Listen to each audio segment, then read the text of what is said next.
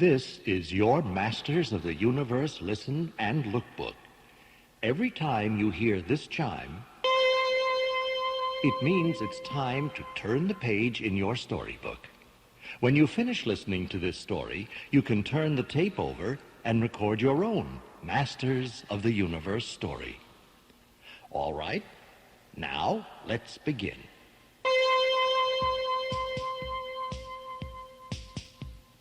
There was great excitement at the royal palace of Eternia. The Lady Irina had come to visit, and she was an important guest. She had been childhood friends with Prince Adam and Tila. When Orko, the court jester, happened to pass the lady's chamber, he saw a surprising thing. Irina was sharpening a dagger. That evening, there was a royal banquet in honor of Lady Irina's visit. Orko said nothing about the knife, but he was still puzzled by it when he was called to entertain the king and his guests at the banquet. Your Majesty, when I play on this enchanted flute, the rosebush will burst into bloom. The eerie tune which Orko played had no effect on the rosebush. When the shrill notes vibrated against the king's wine glass, however, the effect was explosive. You little wretch! Screamed Irina. Look what you did! She seized her own goblet and hurled it at Orko. Get back to the stables where you belong! She cried. Orko dropped his flute and fled. Man-at-Arms picked up the magic flute and tucked it into his belt, where it could not do any more harm. This is most unlike Lady Irina. At the same time, in the corridors of the palace, Prince Adam hurried after the terrified little jester. Orko, wait! Cried the prince. It was an accident. It wasn't your fault. Why did Irina act that way? Prince Adam wondered out loud. It's not like her. She's always been so gentle. Gentle? Do gentle ladies throw things at innocent little jesters? There's something else, Adam. Before dinner, I saw her sharpen a dagger. Said Orko. Do gentle ladies need daggers? Irina with a weapon? Said Prince Adam. From the time we were children, she has hated violence and weapons. This requires investigation. With that, the prince hurried away to his room. Once in his chambers, Prince Adam seized the sword of power from its hiding place. He held it high and cried out, "By the power of Grayskull!" At the speaking of these words, the room blazed with light and roared with a thunderous sound. Prince Adam vanished, and in his place was the mighty He-Man.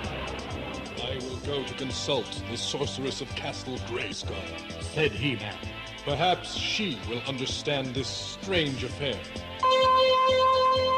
He-Man pointed his sword at Cringer. Magic flew from its gleaming blade. Instantly, his gentle pet tiger was transformed into the fierce Battle Cat. He-Man and Battle Cat raced through the night to Castle Grayskull. There, the sorceress, guardian of Grayskull, waited. She was always ready to help He-Man in his fight against evil. I have been expecting you, He-Man, for I sense there is trouble abroad in our land. He-Man told the sorceress of Irina's strange behavior. Perhaps evil is masked by a fair face. Said the sorceress.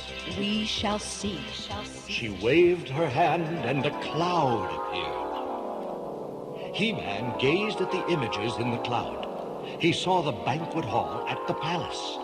There, he saw Irina entertaining the guests, playing for them on her harp. As He-Man looked closely at the images in the magic cloud, he came to a startling realization. The king and his guests, they are all asleep. Irina has bewitched them with her harp. That is not the Lady Irina.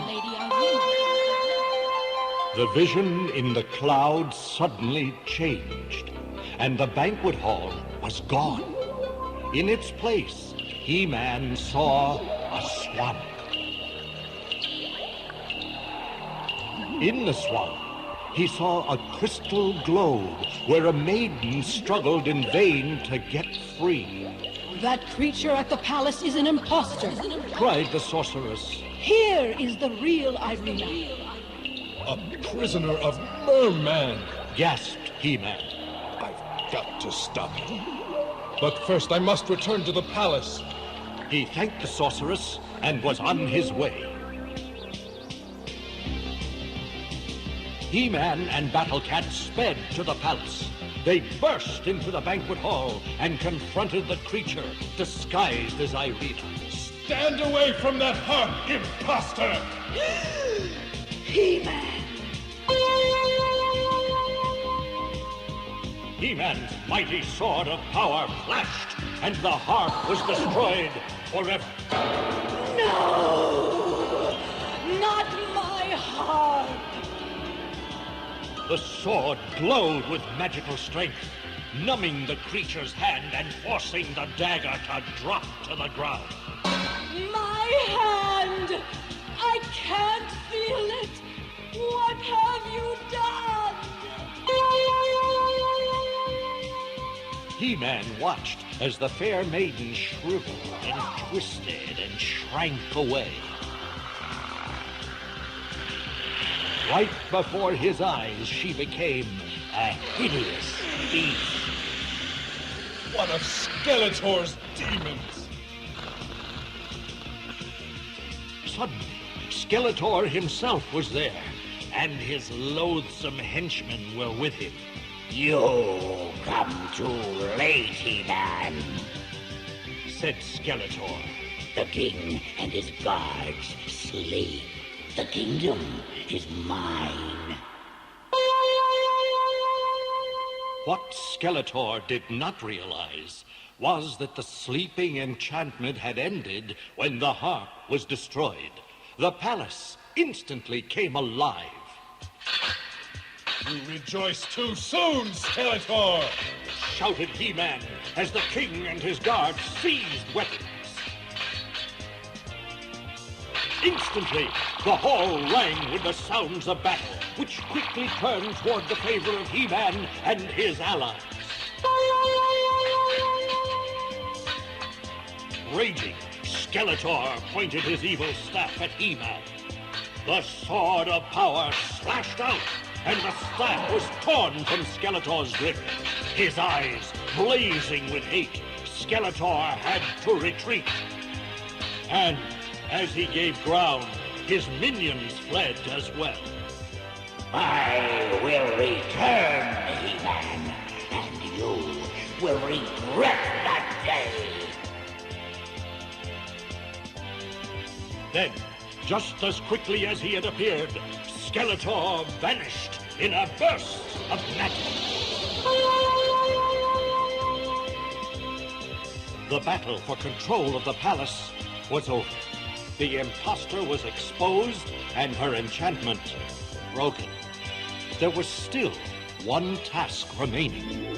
With Teela and Man-at-Arms, He-Man raced to Slime Swamp. There was Irina's prison, just as He-Man had seen it in the sorceress's magic cloud. Merman was there too, guarding the captive lady. He-Man, you are wasting your time. You'll never save the maiden. Merman fled, never being one to stand and fight. But he left the heroes with a difficult task. The crystal bubble that holds the maiden is stronger than your sword, He-Man. Soon the air in the globe will be gone, and she will perish. merman's claim was true. He-Man slashed at the globe, but it would not break. He wondered if his lifelong friend would truly perish. Suddenly, a last desperate idea came to He-Man. Orko's flute. The one he played at dinner, where is it? Here, but the shattered goblet, of course. Do you think there's a chance? Let us hope so. Replied He-Man. It is our only chance. He pressed the flute to his lips and began to play. The sound seemed to float toward the globe and surround it. It's working. The globe is cracking. And so, a long-awaited reunion finally took place. Childhood friends wept with joy at the safety of the Lady Irina. So, Orko's simple magic has won over Skeletor's evil. The next night, there was another feast at the palace, and again, the Lady Irina was the guest of honor. This time, it was the real Irina who sat beside the king and listened to the tune Orko piped on his marvelous flute. This time, the rose bush did burst into bloom. And this time, His Majesty sipped his wine from a silver cup, so he could be sure it would not shatter. Wonderful, Said Prince Adam to Teela. She frowned. Yes. Today's magic is wonderful. Yesterday's battle was not. Where were you during that, Adam? Why are you always off someplace whenever there's fighting to do? Perhaps I prefer magic to battles. Said the prince. Teela let out a sigh of exasperation, turned back to the entertainment, and tried to enjoy herself. Prince Adam just smiled.